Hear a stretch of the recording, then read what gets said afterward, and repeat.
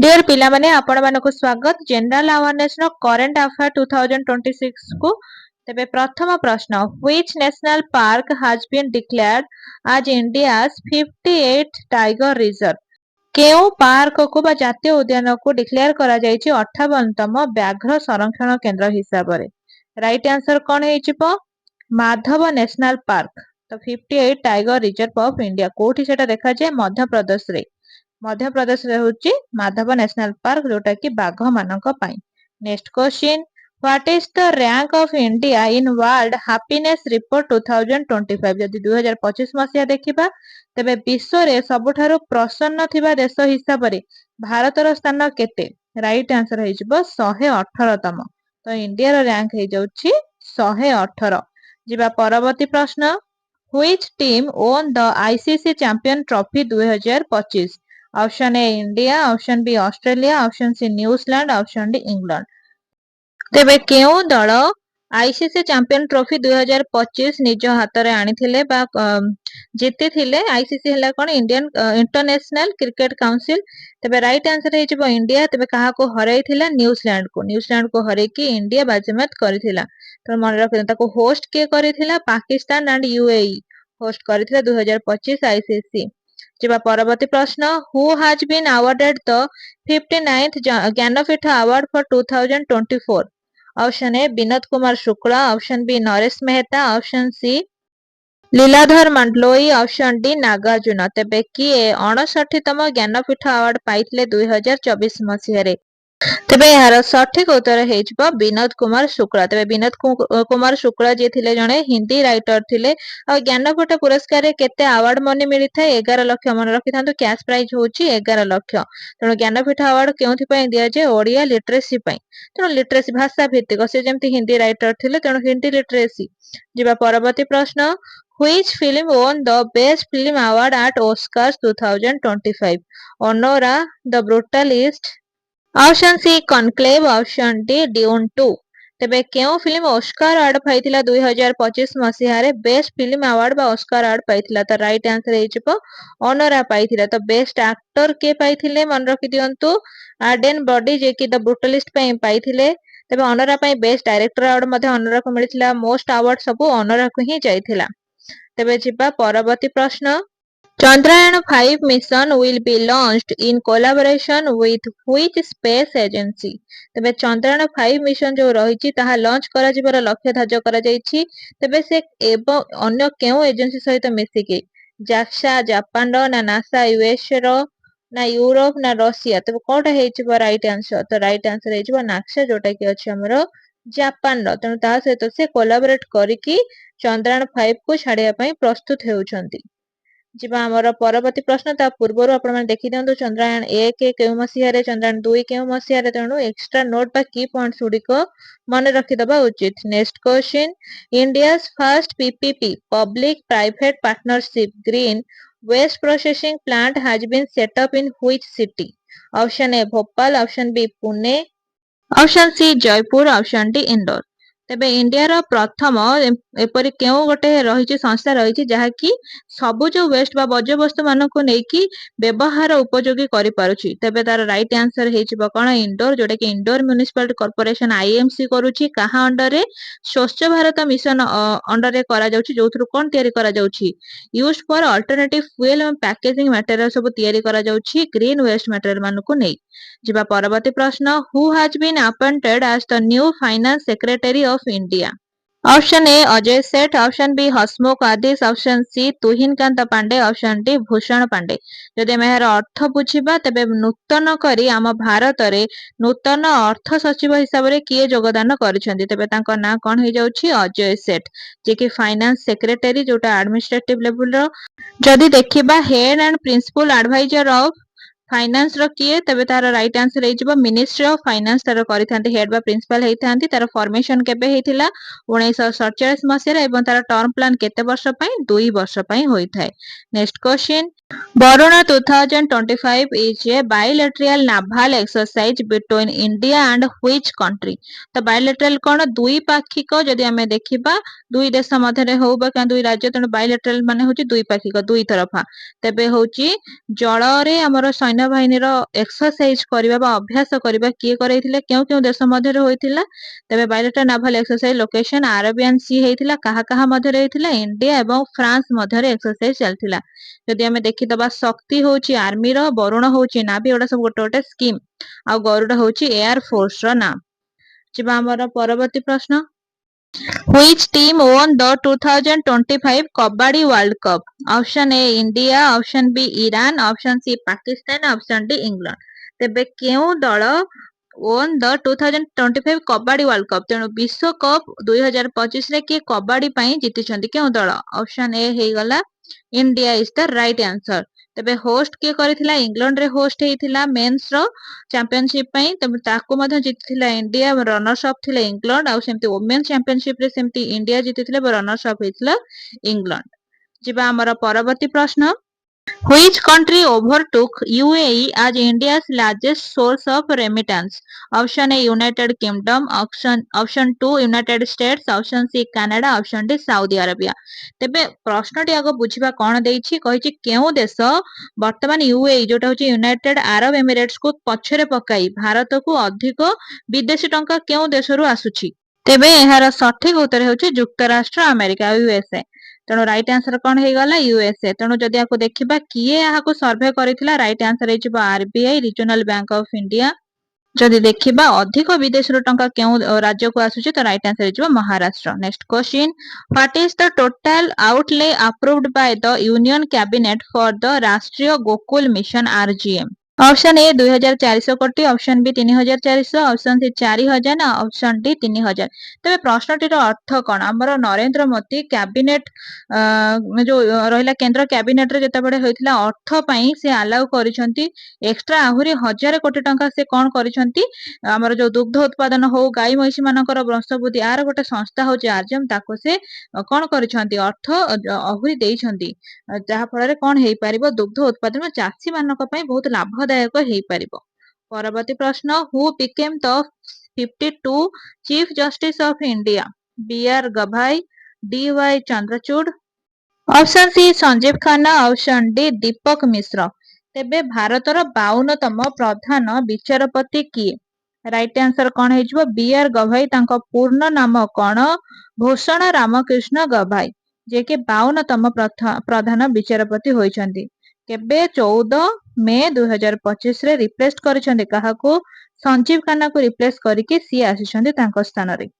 ଯିବା ଆମେ ଦେଖିଦବା ଆର କି ପଏଣ୍ଟ ସବୁ କଣ ରହିଛି। ନିଯୁକ୍ତି କିଏ ଦେଇଥିଲେ? ରାଷ୍ଟ୍ରପତି ଦ୍ରୌପଦୀ ମୁର୍ମୁ ତାଙ୍କୁ ଶପଥ ପାଠ କରାଇଥିଲେ କେବେ? ମେ 14, 2025 ରେ। ଯିବା ପରବର୍ତ୍ତୀ ପ୍ରଶ୍ନ, Which city hosted 2025 NATO summit? London, Brussels, the Hague and Paris.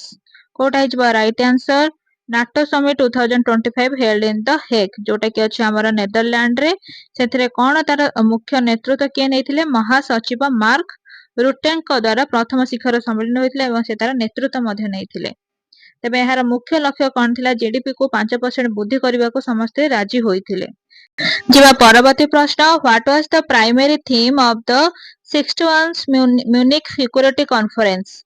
Option A digital transformation, option B multipolarization, option C AI governance, option D pandemic response। ତେବେ ଦେଖିବା ଆମର 61ତମ ଯୋଉ ରହିଛି ମୁଖ୍ୟ, ଏଟା ହଉଛି ସିକ୍ୟୁରିଟି ବା ସୁରକ୍ଷା ପ୍ରଦାନକାରୀ କନଫରେନ୍ସ ଟା। ତେବେ ତାହାର ଥିମ୍ କଣ ଥିଲା? ମଲ୍ଟିପୋଲାରାଇଜେସନ ଥିଲା ତାର ଥିମ୍। ତାକୁ ଯଦି ଆମେ ଦେଖିବା 61ତମ ମ୍ୟୁନିକ୍ ସୁରକ୍ଷା ସମ୍ମିଳନୀ, ଯୋଉଟା କି 2025 ଜର୍ମାନୀରେ ହେଇଥିଲା। ମୁନିକ୍ ଠାରେ 14 ରୁ 16 ଫେବୃଆରୀ 2025 ପର୍ଯ୍ୟନ୍ତ ଅନୁଷ୍ଠିତ ହୋଇଥିଲା। ଆର ମୁଖ୍ୟ ବିଷୟବସ୍ତୁ କଣ ଥିଲା? ୟୁକ୍ରେନ ରୁଷ ସଂଘର୍ଷ, ପୂର୍ବ ୟୁରୋପୀୟ ସାମରିକ ମୁତୟନ, ୟୁରୋପୀୟ ଶକ୍ତି ସୁରକ୍ଷା ଓ ଆର୍ଥିକ ସ୍ଥିରତା। ତେଣୁ ଭାରତ ନିଜର ସ୍ୱାଧୀନ ଏବଂ ବୈଦେଶିକ ନୀତି ଉପରେ ରଣନୈତିକ ସ୍ୱାୟତ୍ତତା ଉପରେ ଜୋର ଦେଉଥିଲା। ତେଣୁ ଏଟା ମୋଟା ଭାବରେ ଯଦି ଆମେ ଦେଖିବାକୁ ଯିବା, ଏଟା କଣ ଥିଲା? ଗୋଟେ ଯୁଦ୍ଧ କ୍ଷେତ୍ରଟା ଯେମିତି ଉତ୍ପନ୍ନ ନ ହବ, ଗୋଟେ ସମଝୋତା ଉପରେ ଏଇ ସୁରକ୍ଷା ସମ୍ମିଳନୀଟି ରହିଥିଲା। ପରବର୍ତ୍ତୀ ପ୍ରଶ୍ନ, Which Indian state saw the BJP return to the power after 27 years in 2025? Maharashtra ନା କେରଳ ନା ଦିଲ୍ଲୀ ନା ବିହାର?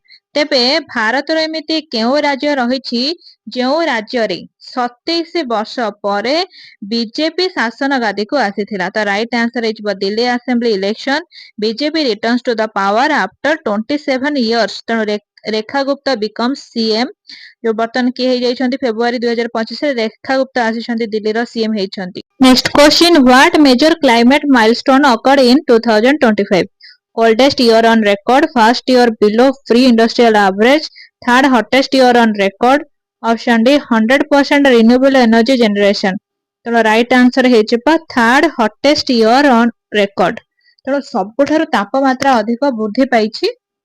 ଯଦି 2025 ଦେଖିବା ତ ଟପ୍ 3 ହଟେଷ୍ଟ ଇୟର ଭିତରୁ ଯାଉଛି global temperature soared and climate impact high ହେଇଯାଇଛି, ତାପରେ ଏୟାର ପଲ୍ୟୁସନ ମଧ୍ୟ ହାଇ ହେଇଯାଇଛି, हेल्थ इंपैक्ट ऊपर माने कौन पड़ी प्रभाव पड़ी जो तापमात्रार।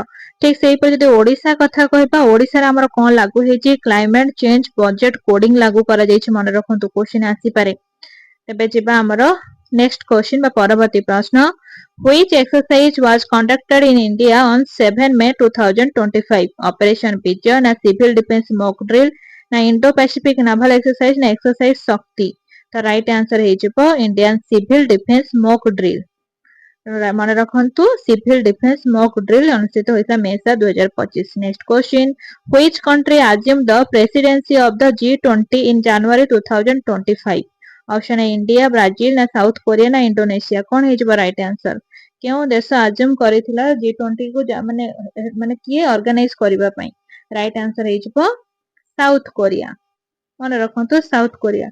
Next question which Indian mission focuses on AI translation in parliament? Option A Digital Bharat, option B Bharat Net, option C Bhasini, option D E Sansad। तो Kota हेजबो which Indian mission focuses on AI translation तो एटा हेजबो भासिनी। तो मन रखंतु translation पई प्रथम छ भासिनी तीन होची south Africa G20 ऊपर फोकस करथिला तापरे भासिनी इनिशिएटिव पर मल्टीलैंग्वेज बहु भाषा भित्तिक AI. Next question which country signed a major defense deal with India in February 2025 केउ देश साइन करिछि हमर डिफेंस क्षेत्र रे डील करिया भारत सहित रूसिया ना यूएसए ना फ्रांस ना जापान। तो राइट आंसर हेजिबो यूएसए यूनाइटेड स्टेट युक्त राष्ट्र अमेरिका व्हिच स्टेशन। तो India US strategic defence expansion मन रखंतु। Next question Indian finalised free trade agreement with which country trade agreement करिछि चुक्ति करिछि केउ देश सहित भारत। ऑप्शन ए जर्मनी ना यूके ना कनाडा ना ऑस्ट्रेलिया। कोटा हिजबो राइट आंसर तो राइट आंसर हिजबो यूके यूनाइटेड किंगडम। मन रखंतु United Kingdom. Next question Swachh Bharat 2.0 mainly targets option A river cleaning, option B plastic waste management, option C smart cities, option D rural housing. यदि स्वच्छ भारत 2.0 आमे देखिबा तबे तार मुख्य टार्गेट बा लक्ष्य कोन रहउची प्लास्टिक वेस्ट मैनेजमेंट केमिति प्लास्टिक को व्यवहार करी नूतन नवीकरण प्रक्रिया रे अलगा कार्य व्यवहार करा जिवो ता उपरे लक्ष्य धार्य करा जायछि। परवर्ती प्रश्न which global financial body revised India's GDP growth upward in April 2025 IMF ना डब्ल्यूटीओ ना यूएनडीपी ना एडीबी। तो राइट आंसर कोन हिचबो आईएमएफ। मन रखंतु कोटा आईएमएफ जीडीपी ग्रोथ करिया पई करछि। तेणु आईएमएफ रो फुल फॉर्म ता मन रखि दियंतु International Monetary Fund. Next question which Indian state launched green hydrogen policy in April 2025 option A Gujarat, option B Odisha, option C Tamil Nadu, option D Rajasthan. केउ भारतीय राज्य लॉन्च करछि ग्रीन हाइड्रोजन पॉलिसी। तो राइट आंसर हेजिबो गुजरात केबे अप्रैल 2025 रे। Next question India conducted nationwide civil defence mock drill on option A 1 May, option B 7 में, ऑप्शन सी 10 में, ऑप्शन डी 15 में। तबे भारत कंडक्ट करिथिला कोन नेशनल जातीय स्तर रे सिविल डिफेंस मॉक ड्रिल केबे मे 7 रे। मन रखंतु May 7 2025। Next question 2025 marked 80 years of which historic event option A UN formation, option B Hiroshima bombing, option C VE day, option D NATO formation. तबे 2025 तार 80तम historical event पालन करछि कोथि पई। VE day कहले हमें कोन बुझिबा VE रो फुल फॉर्म कोन विक्टोरी इन यूरोप डे। मन रखंतु victory in Europe day. Next question which country signed a major defence deal with India in February 2025 केउ देश भारत सहित डिफेंस डील रे साइन करिछि 2025 रे फेब्रुअरी मास रे। रशिया ना यूएसए ना फ्रांस ना जापान। तो राइट आंसर है यूएसए यूनाइटेड स्टेट है ना युक्त राष्ट्र अमेरिका। मन रखंतु यूएसए युक्तराष्ट्र अमेरिका। परवर्ती प्रश्न Which Indian space agency expanded Mars mission research in 2025? क्यों भारतीय स्पेस एजेंसी तार मंगल ग्रह को यात्रा करिबार मिशन टाकू से रिसर्च टाकू आरंभ करछन 2025 रे। डीआरडीओ ना आईएसआरओ ना एचएएल ना बीएल। तो राइट आंसर है जो इंडियन तो इसरो आईएसआरओ मन रखंतु Indian Space Research Organisation. ISRO Mars Orbiter Mission होची मॉम तार नाटा मन रखंतु मिशन मार्स पई MOM. Next question, which international climate report ranked 2025 among the hottest years? Option A UNEP, option B IPCC, option C WMO, option D Greenpeace।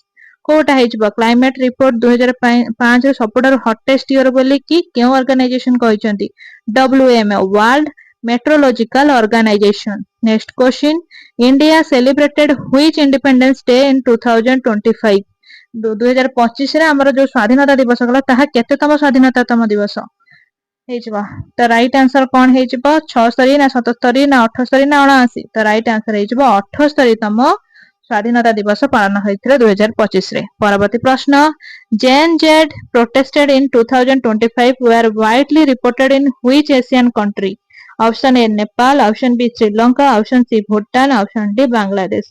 तो Gen Z माने protest करिथिले 2025 रे कोथि पई तांकर समस्त क्षेत्र रे हम जदि कहिबा कृषि भित्तिक हो कि पिला मानकर बेरोजगारी ए सब को नेकी तांकर राज्य सरकार को ऊपर से प्रोटेस्ट करथिले तो नेपाल। राइट आंसर जो Nepal. Next question, India strengthened online gaming regulation through? Option A IT amendment bill, option B gaming control act, option C digital gaming law, option D cyber security act. तेणु India प्रथमे तार कोन करिथिला वृद्धि करिथिला online gaming regulation का through digital gaming law through से वृद्धि करिथिला। परवर्ती प्रश्न, ICAI collaborated with which ministry for AI initiatives? Option A ministry of finance, option B mighty, option C education ministry, option D defence ministry. तो ICI collaborated करथिला कोठी तार माइटीटा होची तार गोटे सरनेम जदि हमें कहबा आईसीआई रो फुल फॉर्म कोन? Institute of Chartered Accountant of India. Next question, COP बा COP climate meeting 2025 focused mainly on? Option A fossil fuel expansion, option B carbon credit market, option C nuclear power, option D trade agreements. तेणु COP बा COP climate meeting 2025 focused on carbon credit market. जेमते हमरो carbon gas गुडी को कोन करिथे तापमात्रा को वृद्धि करथे ताकू केमिति नियंत्रित करा जाय पारिबो। जिबा परवर्ती प्रश्न, India semiconductor mission was expanded under? Option A digital India 2.0, option B make in India, option C Atmanirbhar Bharat ना ऑप्शन डी स्टार्टअप इंडिया। तो इंडिया रो सेमीकंडक्टर मिशन होची एक्सपेंड कराइला अंडर कहा अंडर रे आत्मनिर्भर भारत। जिबा परवर्ती प्रश्न, global inflation slow down in 2025 was reported by? Global inflation slow down 25 जदि देखिबा कहा अंडर हेतला आईएमएफ ना वर्ल्ड बैंक ना डब्ल्यूटीओ ना ओईसीडी। राइट आंसर कोन हेचिबा आईएमएफ मन रखंतु आईएमएफ। तेबे आपण मानक पई प्रश्न, which institute has developed needle free shock syringes for painless injection? तेबे उत्तर त आपण कमेंट बॉक्स रे देबे। जदि वीडियो भल लागुथे निहाती भाबरे लाइक शेयर कमेंट्स करंतु। चैनल को नुआ आसिथिले सब्सक्राइब करंतु।